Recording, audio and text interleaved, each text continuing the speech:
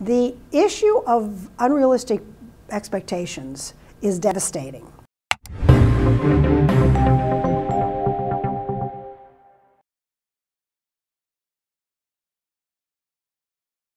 Hello, I'm Dan Richards. Welcome to Money Insights. I'm talking today with Lee Hausner, formerly senior psychologist with the Beverly Hills School District. And Lee, in a previous conversation, you and I talked about your new book, Creating a Legacy Family, Creating Success Across Generations. And we began talking about some of the 10 practices that you've identified as critical to create that successful family legacy. And we talked about that first one, making kids responsible. Let's move on and talk about some of the other key things that are associated with successful multi-generational families.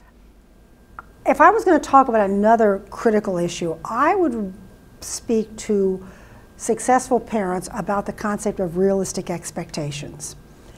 You know, when you are successful yourself, you've pushed yourself. You are internally motivated. And successful parents seem to feel like I can drop motivation on my child. The issue of unrealistic expectations is devastating.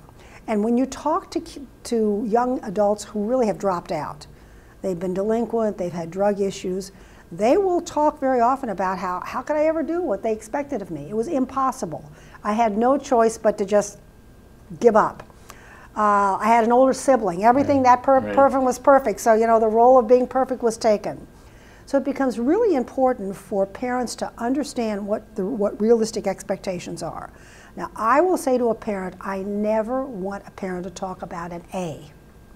Talking about A's, paying for grades, is absolutely setting the situation up for possible failure. Every student cannot be an A student, but every student can be a responsible student.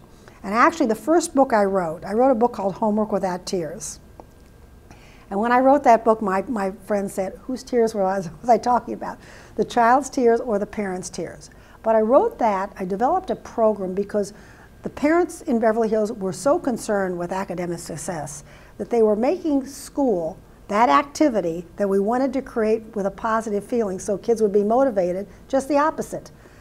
They put such stress that their children were in an avoidance mode and were not doing what they really potentially could have been capable of doing.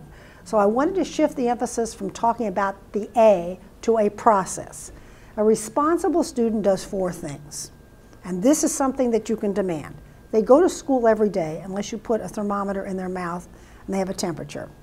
They have what I call designated study time on a daily basis. That was a period of time, regardless of whether they said they had finished their work or not, where they had to do something that was related to school. And if their homework was finished, then I wanted them to read. They had to complete their homework and turn it in. In other words, it was not on the bottom of the book bag or on the floor, and they reviewed for exams. And if a child did all 4 of those things, he or she would make the best grades given the situation that you place them in.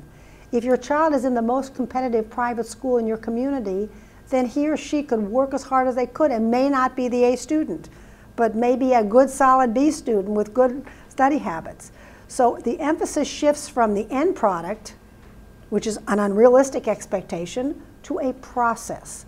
And the successful parent becomes a cheerleader with the process. So you say things to students like, you know, I love the ideas you come up with.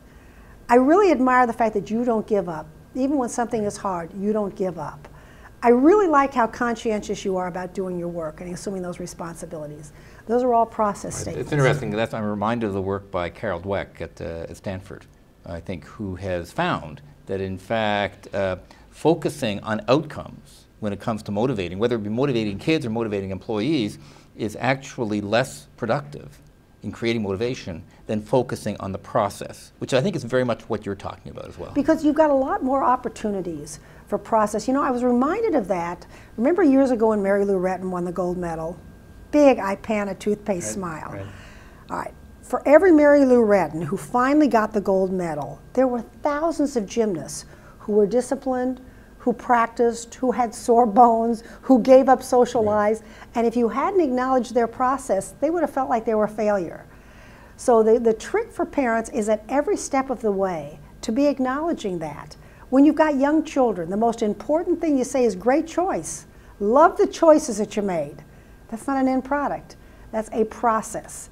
And so the more that parents focus on that, the more that they will have success in encouraging the competence and self-confidence of their children, so that we've built the foundation for a strong second generation. Lee, thank you very much. I look forward to continuing our conversation. Thank you.